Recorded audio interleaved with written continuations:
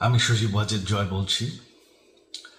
আপনারা জানেন এই গত কয়েক সপ্তাহ ধরে আমাদের বাংলাদেশের যে গন্ডগোল সংকট চলছে,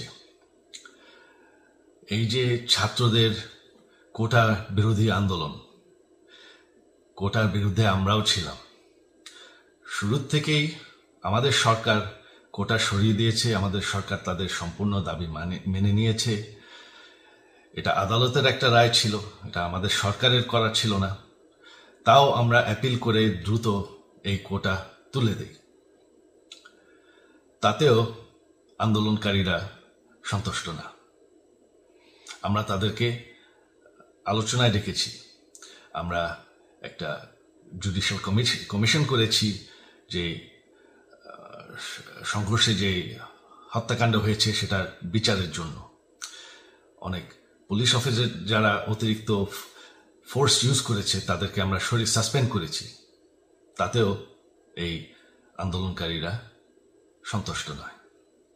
আমরা যতই ছাড় দেন, প্রধানমন্ত্রী নিজেই তাদেরকে ডেকেছেন যে আসেন আমরা আলোচনায় বসি, তাতেও তারা সন্তুষ্ট না।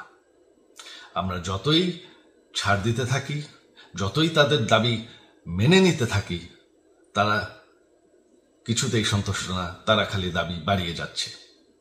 এখন দাবি হচ্ছে যে সরকারের পতন। তবে সরকারের পতন হওয়ার পর কি হবে, কি হবে এইটা কেউ ভেবেছে? আমরা বাংলাদেশে গণতন্ত্র রক্ষা করে রাখতে চাই। সরকার পতন করে নতুন সরকার আসার সাংবিধানিক অনুযায়ী শুধুমাত্র একটি উপায় আছে, সেটা হচ্ছে নির্বাচন। আমাদের সুপ্রিম কোর্ট রায় দিয়েছে যে কোনো অনির্বাচিত সরকার 1 মিনিটের জন্য ক্ষমতা নিতে পারবে না। তো তাদের এই নির্বাচনের দাবিও যদি আমরা মেনে নেই, তো তারা তো এই পর্যন্ত কোনো দাবি, আমরা যত দাবিতেই রাজি হয়েছি তারা তাদের দাবি বেরিয়ে যাচ্ছে। তার মানে কি, আমরা যদি এখন এই নির্বাচন সরকার পতনের দাবিও মেনে নেই, তারা তখন দাবি করবে যে না, এই সরকারের আন্ডারে এই নির্বাচন আমরা মানব না। তখন কি হবে? এটা কেউ ভেবেছে? জানি আমাদের সেই সুশীল সমাজ আবার আলোচনা করছে সেই তত্ত্বাবধায়ক সরকারের অভিজ্ঞতা তো আমাদের আছে। আপনারা ভুলে গেছেন সেই তত্ত্বাবধায়ক সরকারকে নষ্ট করে দেওয়া হয়েছিল বিএনপির আমলে ইলেকশন রিগ করার জন্য। তারপর যখন আরেক তত্ত্বাবধায়ক সরকার আসলো, দেশের কি অবস্থা হয়েছিল। শেষমেশ সবথেকে বড় কথা যে আমাদের সংবিধানে স্পষ্ট বলা আছে এবং আমাদের সুপ্রিম কোর্ট রায় দিয়েছে যে অনির্বাচিত সরকার 1 মিনিটের জন্য দেশের ক্ষমতায় থাকতে পারবে না। আমরা আওয়ামী লীগ, আমরা আন্দোলন করেছি, আন্দোলন করে এই দেশকে স্বাধীন করেছি, আন্দোলন করে গণতন্ত্র ফিরে এনেছি, আন্দোলন করে আমরা দেশের উন্নয়ন করেছি। আপনারা যে বঙ্গবন্ধুর মেয়ে শেখ হাসিনার বিরুদ্ধে বলছেন, আজকে শেখ হাসিনা না থাকলে বাংলাদেশ এতদূর আসতে পারত? অসম্ভব। কেউ কল্পনা করতে পারে নাই যে বাংলাদেশ এরকম উন্নতি করবে, এরকম উন্নয়ন হবে।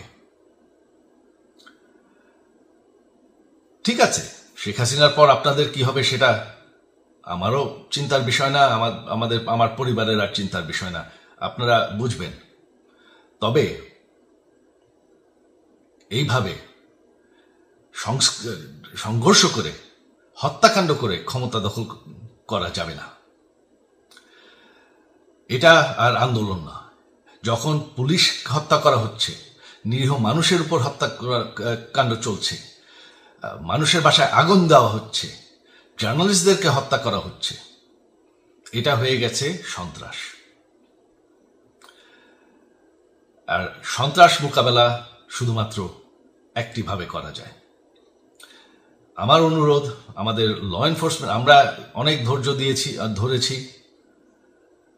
তবে এখন আর এটা সহ্য করা যাবে না। ল এনফোর্সমেন্ট এজেন্সি, বিজিবি এবং কি আমাদের মিলিটারির প্রতি আমার আহ্বান যে আপনাদের দায়িত্ব হচ্ছে আমাদের দেশের মানুষকে নিরাপদ রাখা। এবং আমাদের দেশকে নিরাপদ রাখা, আমাদের দেশের সংবিধানকে নিরাপদ রাখা, সংবিধানকে রক্ষা করা। তার মানে 1 মিনিটের জন্য কোনো অনির্বাচিত সরকার আমাদের ক্ষমতায় আসতে দিবেন না। এটা হচ্ছে আপনাদের দায়িত্ব, কারণ সেইটা হলে আমরা আবার পাকিস্তানের মতন হয়ে যাব। আমাদের যে 15 বছরের উন্নয়ন সব শেষ হয়ে যাবে। বাংলাদেশ এর থেকে আর কোনোদিন ফিরে আসবে না। আমিও সেটা চাই না, আপনারাও সেটা চান না। আমি সজীব ওয়াজের জয় যতদিন আমার পক্ষে সম্ভব আমি সেটা হতে দেব না। জয় বাংলা, জয় বঙ্গবন্ধু।